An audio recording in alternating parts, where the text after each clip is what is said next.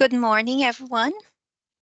Such a pleasure to have such a great group this morning for the Chicago Water Week Discovery Partners Institute, the future of water innovation. We are going to have our Director of Research, Venkat, to talk to the audience for a few minutes before we start the panel discussion.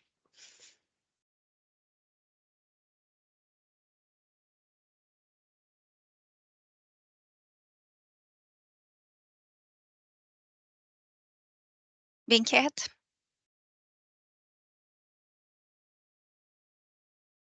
Sounds like he's frozen.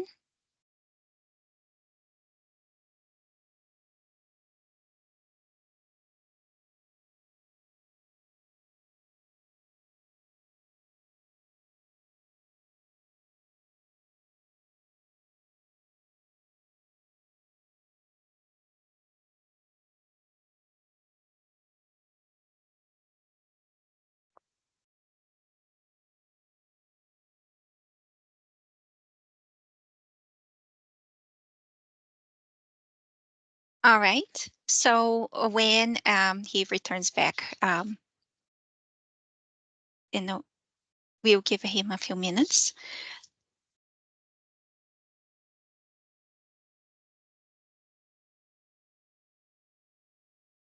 All right. So it's such a pleasure to have everyone.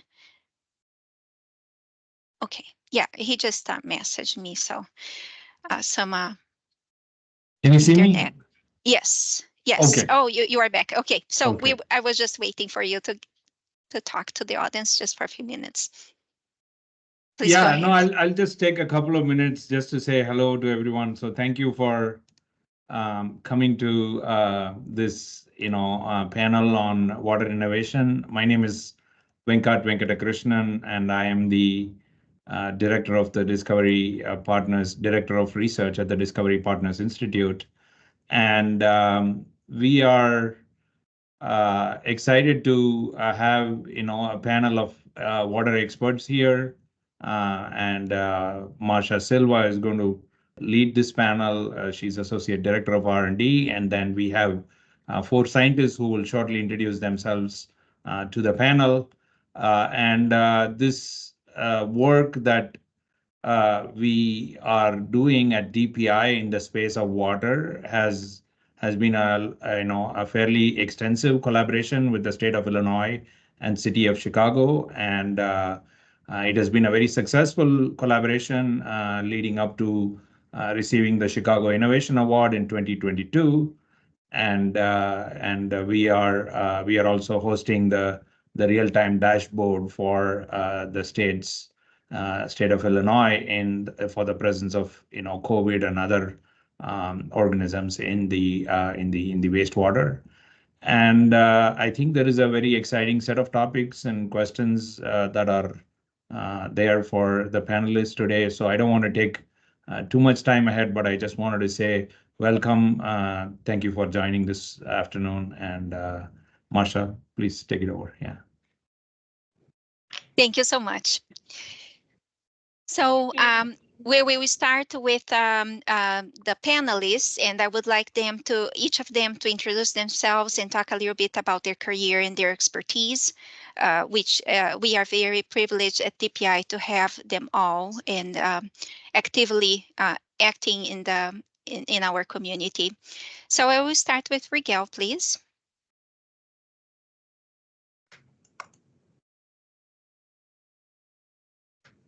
Thank you, Marsha. Hi, everybody. My name is Rigel Jomemo. I'm a research scientist at the Discovery Partners Institute and research assistant professor, associate professor at the computer science department at UIC. And I have a diverse, widely diverse background. Mostly I am in, my background is in cybersecurity research and privacy, but I've also done work with web applications, web management, data management, databases.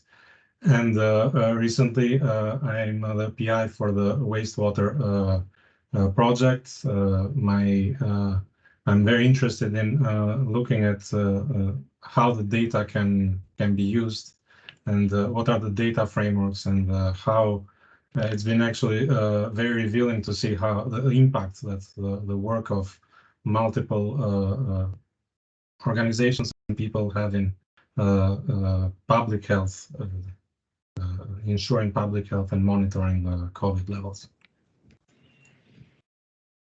Thank you so much. I will invite next Anuj to present, talk a little bit about himself to the audience. Thank you, Marcia. Hi, everyone. Very good morning. This is Anuj Tiwari. I'm a senior research associate at Discovery Partners Institute. I have a background in the data science and the geospatial technology, and I try to combine these two domains for solving the risk and vulnerabilities problem for different natural and health hazards. If I will talk about my work in the domain of the water, freshwater, and the wastewater domain, I utilize the geospatial and the remote sensing technology with the much recent computational advancement for identifying the groundwater potential areas in India. Also, in the Illinois-based water-based epidemiology program, I have developed these site selection strategies which help us to identify the potential wastewater treatment plant that we want to enroll in our project out of 1,100 wastewater treatment plant of Illinois. Also, much recently we started working on the problem of algae bloom and try to see the impact of climate change and increasing problem of the algae bloom in Illinois. Nice to meet you all. Thank you, Anuj. And next, I'm going to invite Abhinav to talk about himself and introduce himself to the audience. Thank you. Thank you, Marcia, and hi, everyone. I am Abhinav. I am a postdoctoral researcher at Discovery Partners Institute, University of Illinois System. My research interests are in urban stormwater management with the design of green and gray infrastructure, stochastic or fuzzy systems, and climate change adaptation. My current research is focusing typically on integrating the physical and machine learning based hydrological model with numerical weather prediction to generate street scale flood forecast and the mitigation strategies to reduce the flooding in the region. I have made significant contribution with several articles and technical reports, which are concentrating on challenges that are faced by urban cities and how they can mitigate those flooding risks. Recently, I have been a part of a climate assessment report for Quad City region, where we have shown a potential of various nature-based solutions, and the stakeholders feedback on these nature-based solutions in mitigating the flood risks. I'm currently also involved in ongoing projects where I'm developing a flood forecasting system for Chicago region and its surroundings. Thank you all. Thank you.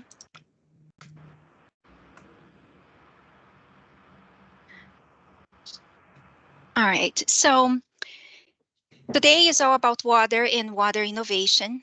Water is a natural resource which is essential for life. So all living things need water to survive. Water impacts all of us. It's a valuable resource, but poorly distributed, and its availability does not match distribution of population. So according to Gilbert Humboldt, chair of UN Water, as climate change bites and populations expand, water is becoming more scarce, more erratic, or more polluted, and sometimes all three at once. So I'm going to have my first question to our panelist, Rigel. Widespread wastewater testing began during the COVID-19 pandemic. How is DPI helping monitor community levels of pathogens in Illinois? Thank you, Marcia. Wastewater testing has several advantages for monitoring community levels of pathogens with respect to other ways like clinical testing and so on. So it has a lower overhead and much lower costs. It does not depend on people going to be tested. It does not depend on symptoms. So you don't need to have symptoms to shed, and it provides a sort of a generalized signal of the community level of different pathogens, including COVID, flu, influenza, and others.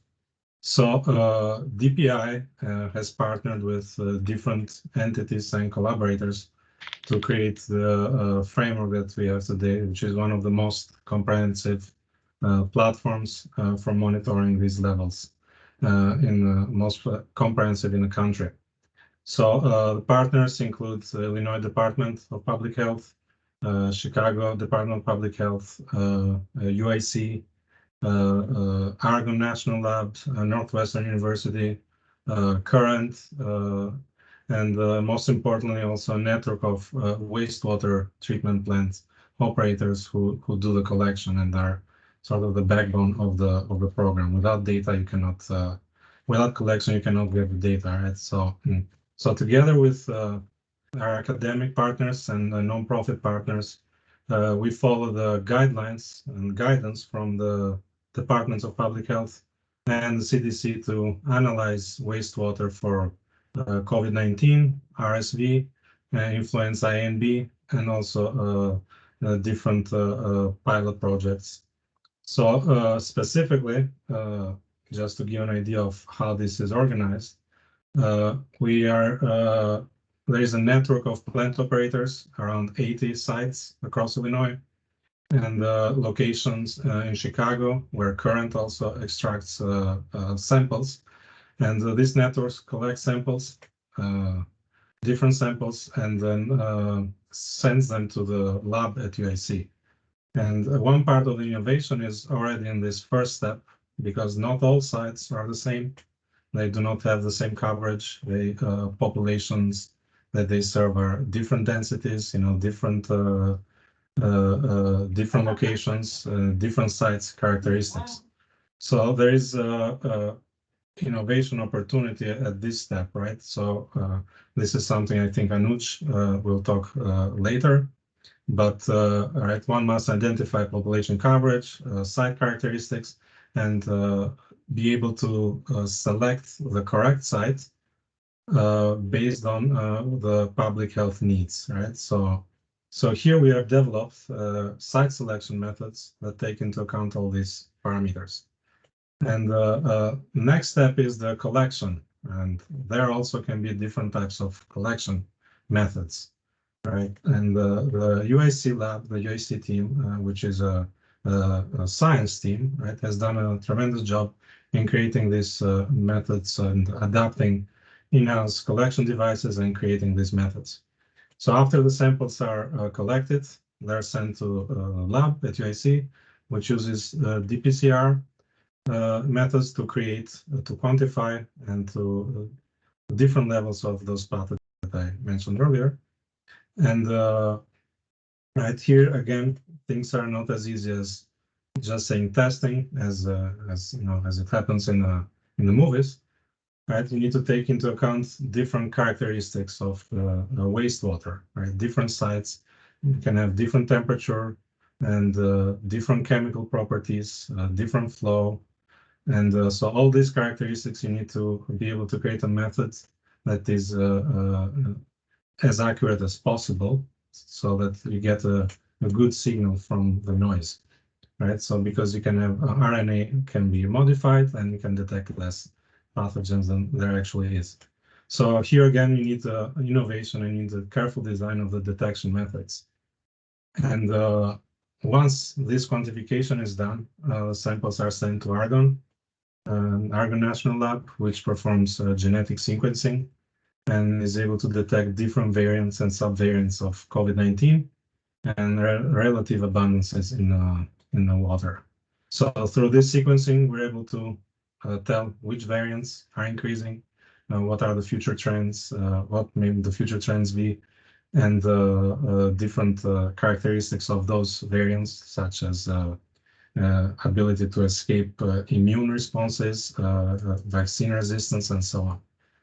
So finally, to support all these processes, we at DPI have built a set of data collection, analysis, and interpretation tools. And this includes also visualizations, and there's a lot of data being generated. The collection is happening twice a week. And then these are data processed into internal databases, and the methods, visualization methods, and reporting are used to create reports for departments of public health and also the CDC. All right, so these data in itself are valuable because you can use machine learning methods and data science methods to create new knowledge, and like trend prediction and correlation between wastewater and clinical data. Northwestern is doing part of this job. And so this is continuous improvement, using the data to continuously improve the services provided to the different departments of public health. And then the last step is the departments of public health themselves. They have a guidance on what are their priorities, what are their one of the things that was very enjoying for me as I stepped into the project is appreciating how dedicated people at the DPHs are, and how carefully they consider the different signals for improving public health. Thank you. And a follow-up question for you, Rigel. So 2 months ago, EPA warned states that the foreign actors are targeting specific water system equipment with security vulnerabilities. What can research do to help prevent and mitigate such attacks? Yes, this is my cybersecurity hat. There have been several attacks, not only on water systems, but also on other industrial control systems, and water and wastewater processing systems are a critical infrastructure, national infrastructure, one of 16 critical infrastructure sectors. And they employ a mix of technologies, so-called information technology systems, which include computers, websites, emails, servers, databases, and a set of so-called operational technology systems. And these include pumps and controllers, PLCs, filtration systems, sensors, and so on. So there's attacks on both these kinds of systems, and not only in water and wastewater, but in general in the energy sector. There's a colonial pipeline attack that stopped the flow of natural gas and gas in the east coast of the United States a couple of years ago. So the EPA warning to the state returning to the water was a result of 2 recent attacks that almost, but did not get, almost were able to cause damage, but didn't get that far. So one attack was in November of the last year, involved some programmable logic controllers at the US water facility, unspecified. And these are used to turn pumps on and off to control the flow of chemicals, to fill water tanks and so on. So in this attack, devices were accessible over the networks. They had the default password, and the attackers were able to get in those devices and control them to a certain degree. And the other attack was on the information technology system. It was a phishing attack, as usually it happens, but it also did not get very far. So this illustrated or demonstrated the need that more capabilities are needed in the water sector to address cybersecurity risks. And the EPA responded by creating a task force to identify these problems in the water sector. And what can research do is research is sort of at the forefront of new methods and new detection methods. So there is a need to combine approaches that detect attacks and prevent attacks on operational technology and informational technology together. So that's something that research can do. And design approaches to scan for vulnerabilities automatically. Some commercial products already do this, but in cybersecurity is a constantly evolving field. So researchers can stay ahead of the industry by creating these new methods that then are transitioned usually into industry, right? So automated website scanning, vulnerability scanning tools, and so on. So at DPI, we are working on a number of these approaches, right? We're working on a way to scan website vulnerabilities automatically, a way to check and test communication protocols between the different components of industrial control system and the water system. So testing if one component is compromised, how likely it is that the other components of the network will be compromised. And other things are design approaches to support attacker detection and investigation. And we're also doing that at DPI as well.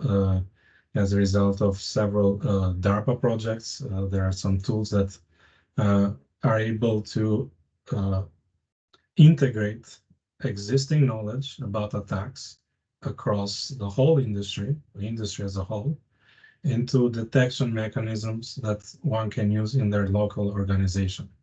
So, for example, if there has been an attack on a wastewater facility in, let's say, in Texas, and there are now requirements to report how these attacks occur and to report this knowledge within 72 hours to a central repository,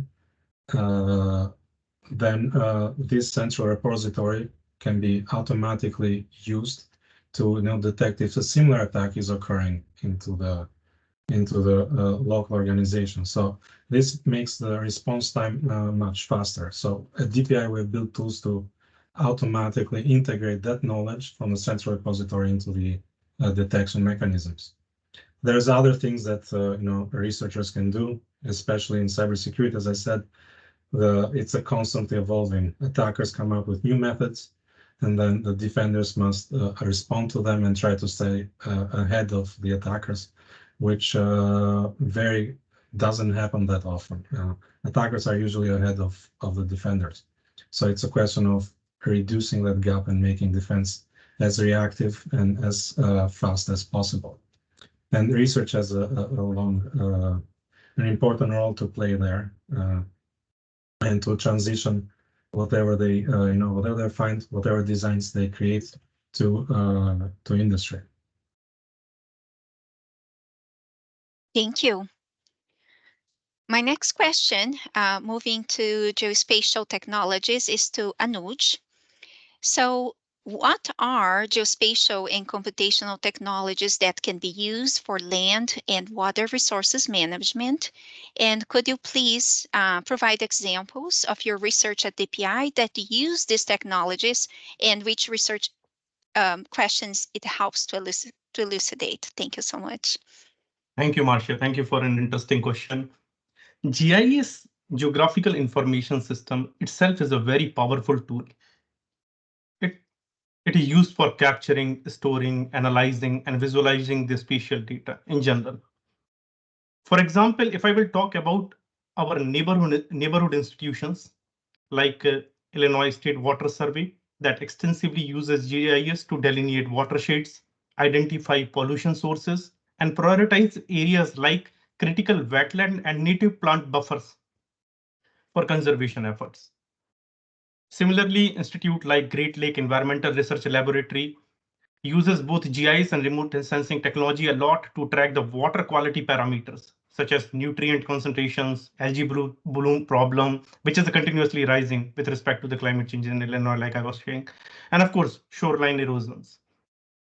They are using the GIS-based models like SWAT to simulate the water flow, HECRAS, I'm sure Abhinav is going to talk more about it for sediment transportation, Maxent for habitat suitability. So this is a little bit about the GIS.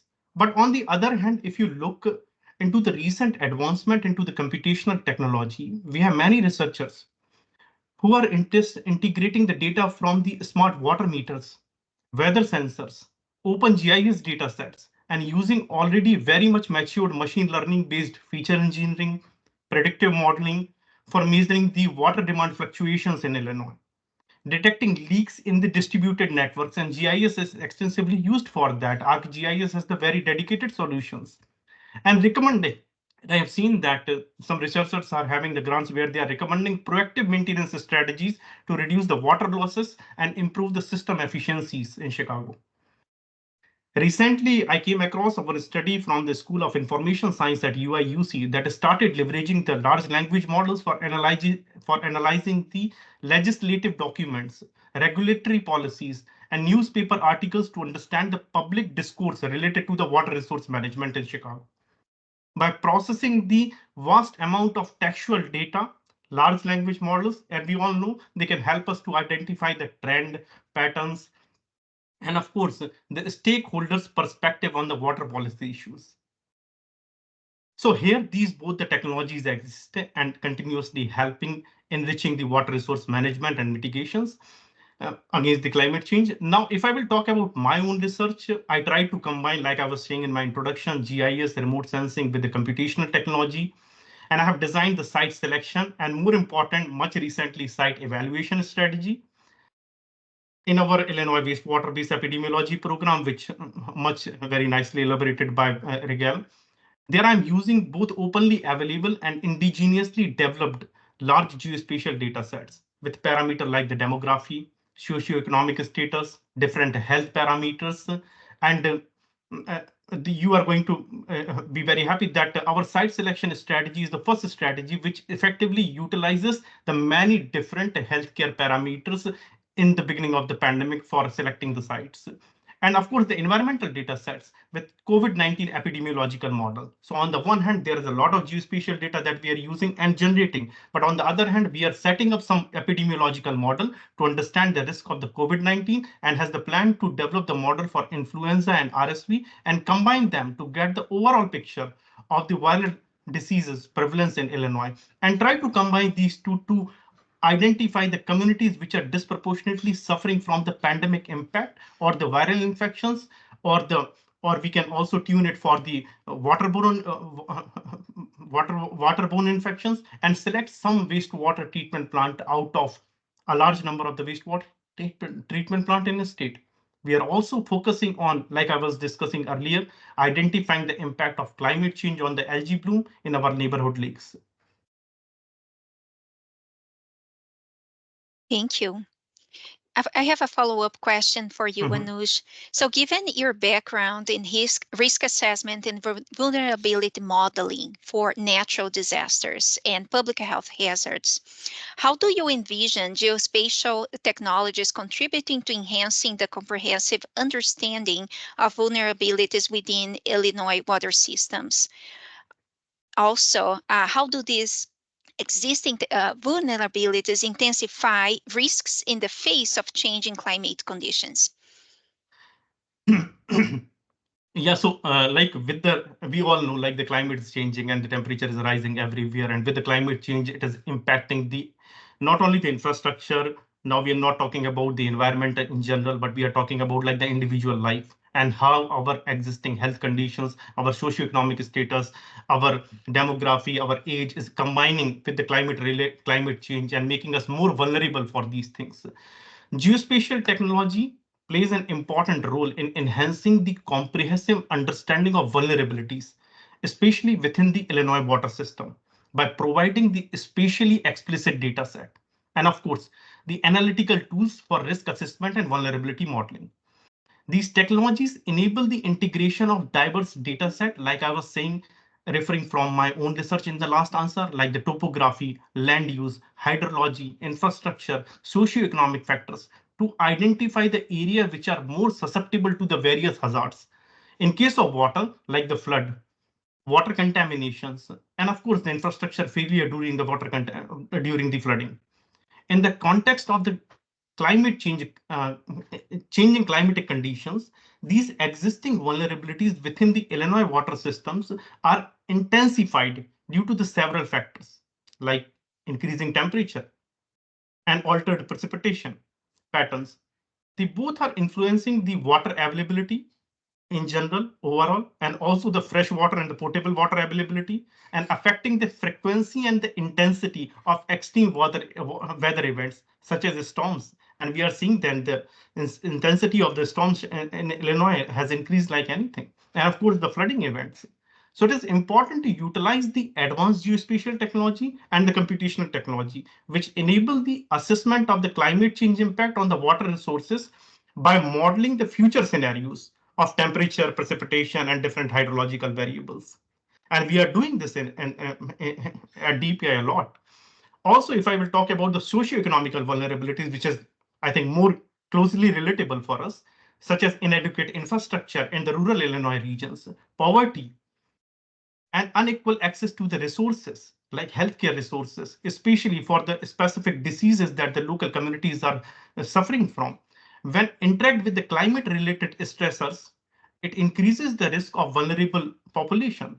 In my own research and also in general, geospatial analysis help identify area with overlapping vulnerabilities. So we need to talk about like not only the individual vulnerabilities, but also the overlapping vulnerabilities, such as low income neighborhood located in the flood prone area or communities reliant on the contaminated water sources. So what is their conditions and how these conditions are changing with the temperature rising or the fluctuating precipitation patterns. By integrating the geospatial technology into the risk assessment and vulnerability modeling efforts, our policymakers, planners, and stakeholders, they are already developing, and I'm very much aware about some of the efforts those are going on in the UIC. And like they can also develop the targeted mitigation and adaptation strategy to enhance the resilience of the Illinois water systems against these changing climatic conditions. This include the investment in the infrastructure upgrade, land use planning, emergency preparedness, and community outreach program that which I think like the most important. They aimed at reducing the vulnerabilities and building the adaptive capacities in the face of climate change impact, of course. And in the last, Marcia, I really want to highlight this, that water, the lifeline of our communities, flows through the heart of Illinois. This need urgent and effective actions of resilience, innovation, and sustainability to prepare our neighborhoods against the climate change today. Thank you. Thank you. My next couple questions are going for Abnav. Um, what is the main driver of water scarcity? And is it possible for a flood-prone city to have water scarcity? Thank you, Marcia. So I will give answer to the questions in two perspectives. One is from the scientific point of view, and one is from the citizen point of view. So first, when we talk about scientific point of view, the main drivers of water scarcity are typically population growth. Obviously, increasing population is directly proportional to the increasing water demand. Then second factor can be of the unsustainable water use. This again resonates with what Anuj was mentioning about the leaky pipes or aging infrastructure. Then we have inadequate infrastructure for water management and distribution strategies. When we talk about Chicago, as Rigel and Anuj were mentioning, the water infrastructure which is there for Chicago is graded as C grade. Uh, it has a lot of aging water pipes. Typically, some are around 100 years old. That again contribute to sometimes an annual estimate of 2,000 water main breaks annually, again leading to water loss and several disruption. Uh, and one more factor, which is widely known nowadays, is climate change. Chicago, the precipitation is increasing, and we are seeing, or many scientific evidence are giving that there is a 10% increase in extreme precipitation over last 50 years, and it is expected to increase more. But simultaneously, again, there can be a shortage of water. There can be situations where droughts can happen, and it is also it is expected or experienced up to a 30% increase in frequency of drought conditions when compared to the historical averages.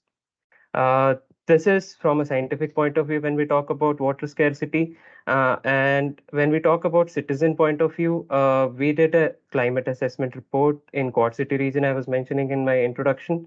There we took local stakeholders and citizen feedback on what problems they usually get related to water. The first came out to be flooding, and the second was droughts or water scarcity. So what we have done over in that region in the assessment report was we have first modeled the flooding situations. We have given them the alarming events of precipitation where the floods can happen. Simultaneously, we have also addressed what can be the exposure to heat and water scarcity in those particular regions. To mitigate these flooding and drought conditions, we have given a set of nature-based solutions which can help them to store the water, reuse the water, and mitigate the flood risk. So this was the first part of the question where you were asking about the water scarcity. But when we talk about flood-prone cities, which can also have water scarce situation, yes, it can. And the major reasons can be for or could be the infrastructure vulnerability. Again, aging infrastructure or poor maintenance can be one reason. Temporary shortages and contamination concern, as Anuj was mentioning. Seasonal variability, again, when Anuj was talking about the climate change or the changing in seasons, periodic changing in seasons, and so on. Urbanization can be one of the major factor which can impact the flood-prone cities to get the water scarce situation, and water management policies. So in water management policies, when we say we take a example of Chicago, where we have reservoir, the TARC program, wastewater treatment plants, we have stormwater management, which helps us to balance the flood control with water conservation efforts. But these are all outdated and these need to be updated so that all this scarcity problem can be mitigated. Again, climate change, as widely known, increase in precipitation and increase in drought conditions or water scarce situation are expected to come. So let's be prepared for it. Thank you, Abhinav. So my next question to you is, how can drought and flooding affect water utilities? And how can hydrological and climate models help to address this water crisis? So thank you, Marcia. Again, the first question where drought and flooding, how it can impact the water utilities. The first and foremost comes out is the reduced water supply. Because again, if there is a flood, the damages can happen to the infrastructure. Those infrastructures again cannot needs repair and rehabilitation. During that rehabilitation and repair duration, the water supply can be hindered. So droughts can diminish the availability of water resources such as rivers or lakes or reservoirs, limiting the amount of water that utilities can draw from the treatment and distribution system. Another factor can be the increased demand. Again, increase in population is directly proportional to the demand, and there can be other factors as well. It's not only about the population, but the water gets utilized in irrigation, landscaping, and other purposes, which again impact or strains the water supply uh, in many urban cities.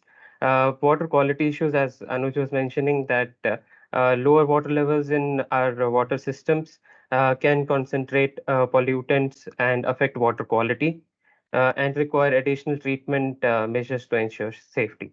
So droughts and flooding typically can affect these water quality parameters as well. And infrastructure strain, as I was mentioning, that our pipelines and treatment plants, due to increase in usage and reduced water flow, leads to challenges and potential failures.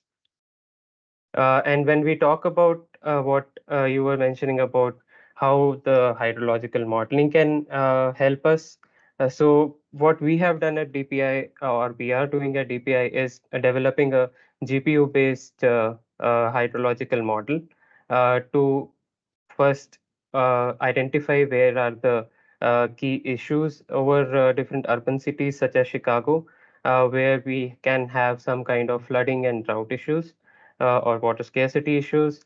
Then identifying the potential risks involved to that. Again, those risks and our hydrological model outputs combined with the stakeholders' feedback can help us in informing the decision making. So again, how this modeling helps is first, we can predict the water availability.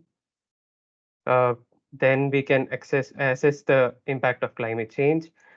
These two parameters, when we combine in our modeling exercises, we can manage droughts and flood risk by telling like we can apply some mitigation measures in some parts of the urban city where we can store the water, which can be utilized for the drought condition, or we can again put up some or suggest some measures where the measures can store the water to mitigate the flood risk. We are also designing a kind of a dashboard where we can also provide optimization of the water allocation and the cost benefit or trade-offs involved in that. At nevertheless, last but not the least, is supporting adaptive planning. So what, as I was mentioning before, what we have done in Quad City region is we have provided them some set of nature-based solutions which can cater to nature all these floodings and drought issues, which can also be linked to heat mitigation strategies and heat resilient infrastructures. Thank you. Thank you. So now I will bring all the panelists because we are going to start. We are going to open for the public for questions. So you may go ahead and you may type your question in chat if you feel more comfortable, or you can simply unmute yourself and ask question to the panelists.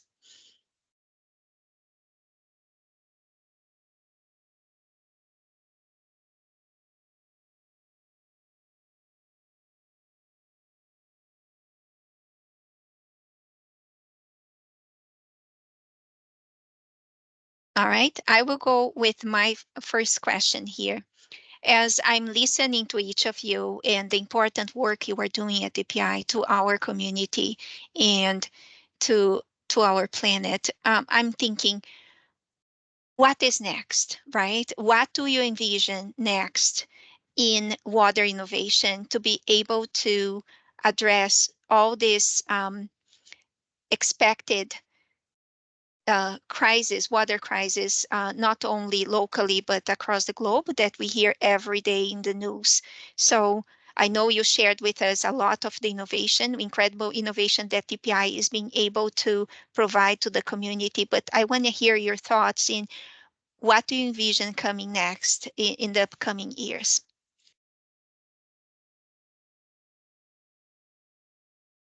I can go first, Marcia. Like the problem of the problem those are associated with the water is much like much intense because it directly affect our life. And if you see the scale, Illinois has more than 2,900 lakes, 84,000 ponds, and 3 large reservoirs. We are suffering from the problem of agriculture runoff. We are having the 3 big oil refineries around the Chicago area, which are dumping the toxic chemicals in the waterways, are among the worst in the US. Our rainfall intensity is varying, the flooding is increasing, and this is not the problem of the flooding. It is also the problem of unhealthy toxins, bacteria, parasites, algae bloom. They are going in the communities. And this I'm talking at the level of state, at the policy level. But when I'm having the discussions with the people, with some of my relatives, with some of the neighbors who spend a good amount of money to buy their properties near to a neighborhood lakes, artificial neighborhood lakes, the mothers are worried because they are anxious about the kids playing near to the lake. I was having some discussion, and I remember one of my friend Emma was saying that you hear about the pollution and the algae problem in the news, and it makes you wonder, is the lake is safe? I wish there was a one way to understand the lake condition regularly. When you discuss about the elderly people there, and I remember I had a discussion with Kadeem, my friend. Over the years, I have seen the changes in the lake, but there is no easy way to track its health. As a community, we are in the dark about the potential issues and the potential solutions with where the research communities and the government is working in our lake. It is little frustrating for them to not have the insight to take actions or raise awareness. So for me, the most important thing that where my own research and the overall research need to go is making the individual aware about what is the conditions of the water bodies nearby and what are the research or overall governmental efforts are going on that, so that they will feel a little confident. They are feel we are summer is here and everybody is going to enjoy their time near to the water bodies, so they are feel more confident and more easy to reach out to them. Thank you. Thank you.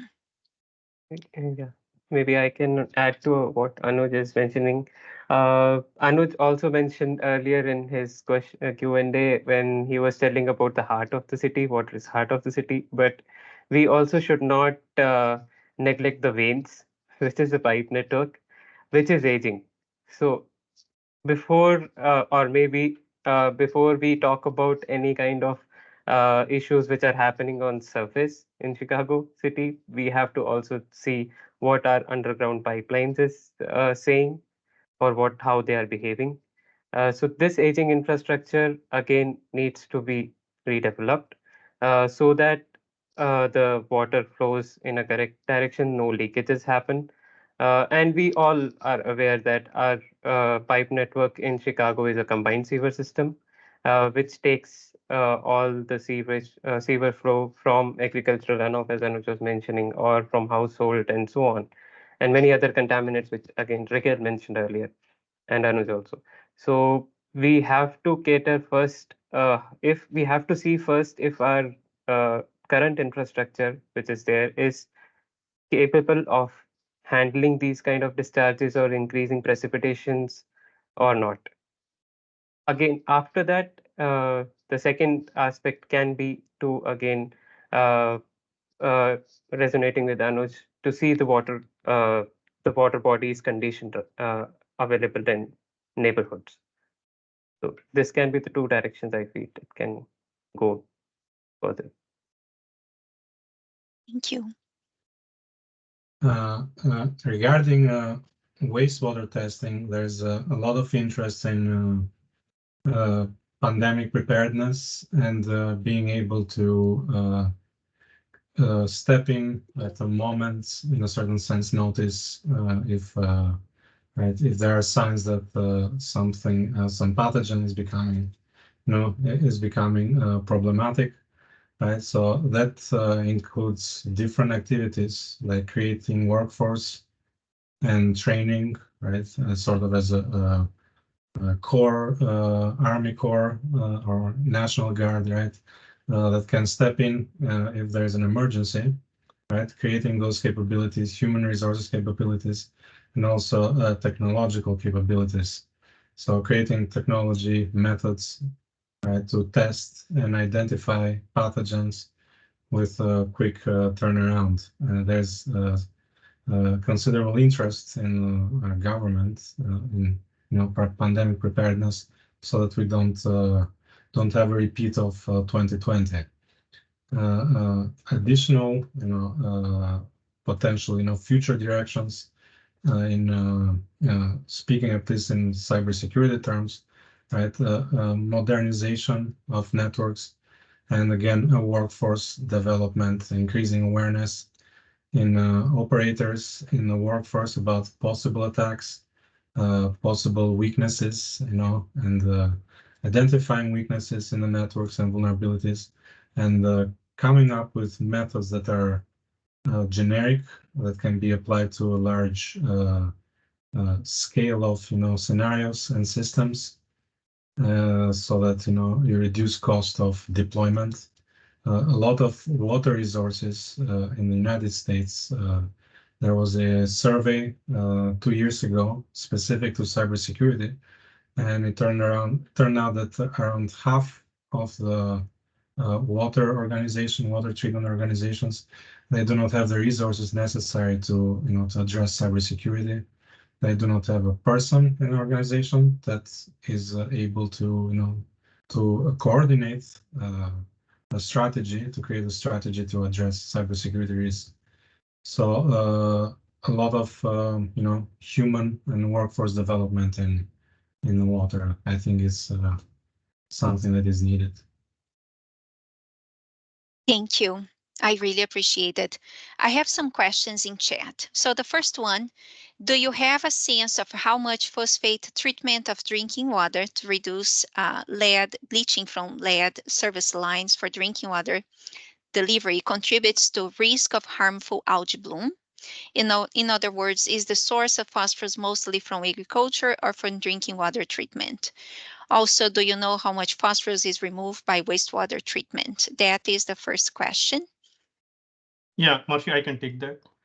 The phosphate treatment of the drinking water to reduce the lead leaching from the lead serve lines typically involve the addition of orthophosphate-based chemicals.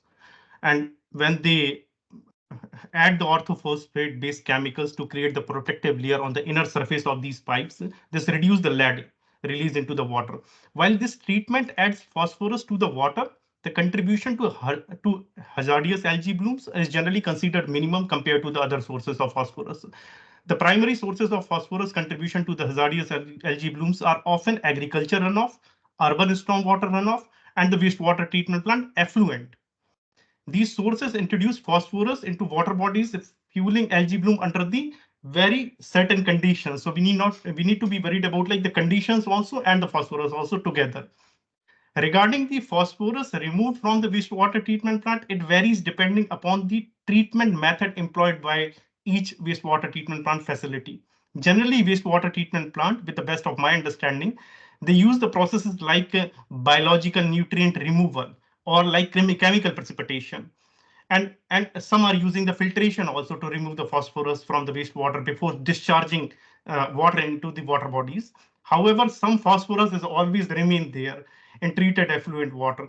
So, but how much percentage it is, it depends upon like the wastewater treatment plant. And currently, I don't have the numbers, but I really want to look into the numbers after having this interesting question. Thank you. Thank you. Maybe I can take up another addition to it, and I resonate with what we were discussing, Marcia, earlier. Is like how Anuj is mentioning that there are no numbers currently, exact numbers.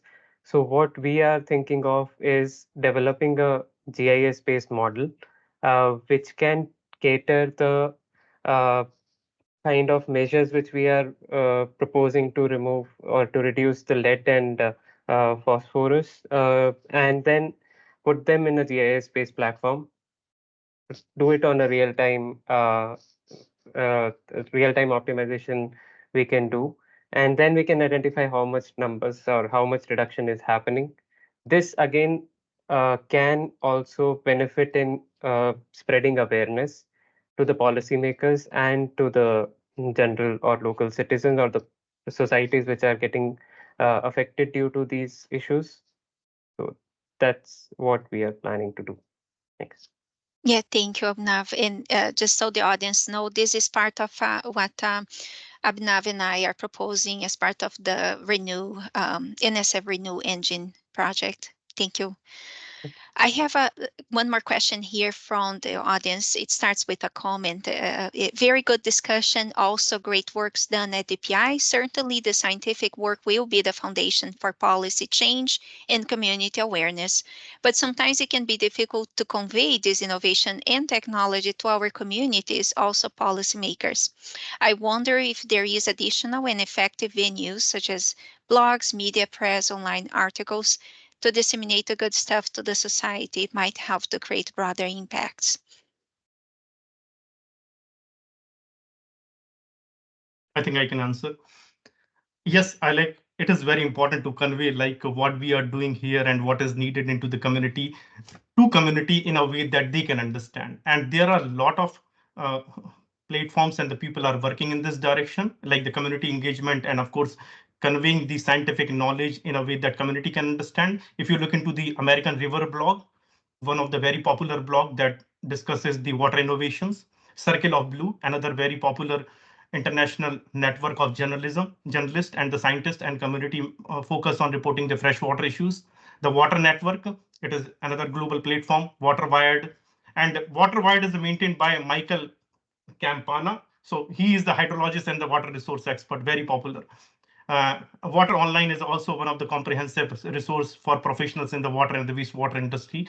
So these are some of the existing platforms where we can utilize the existing pipeline that they have developed for community information or outreach. But of course, like we can also collaborate with some of the researchers at the UIC, UIUC. We are having a lot of different innovative way of transferring and communicating this information. Thank you. Thank you. I have one last question here. Do you conduct wastewater surveillance for poliovirus, in addition to other infectious agents?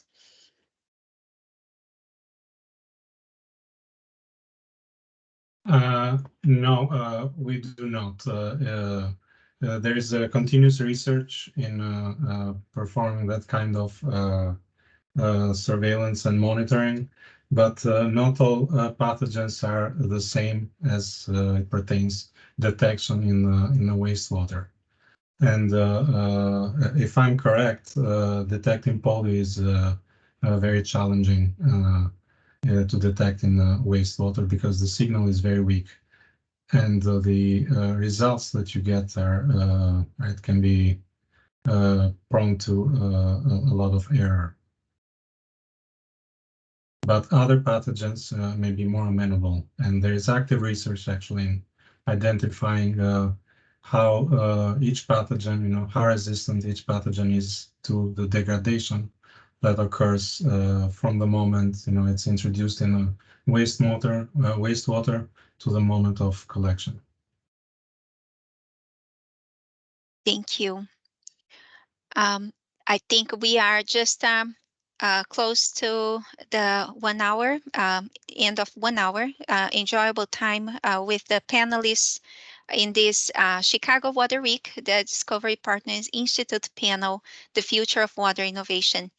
It's such a pleasure to have you all here today, and I will wrap up with a big thank you to the panelists and to the audience. Thank you so much. Thank you, Marcia. Thank you, everyone. Thank you. Thank you. Bye-bye.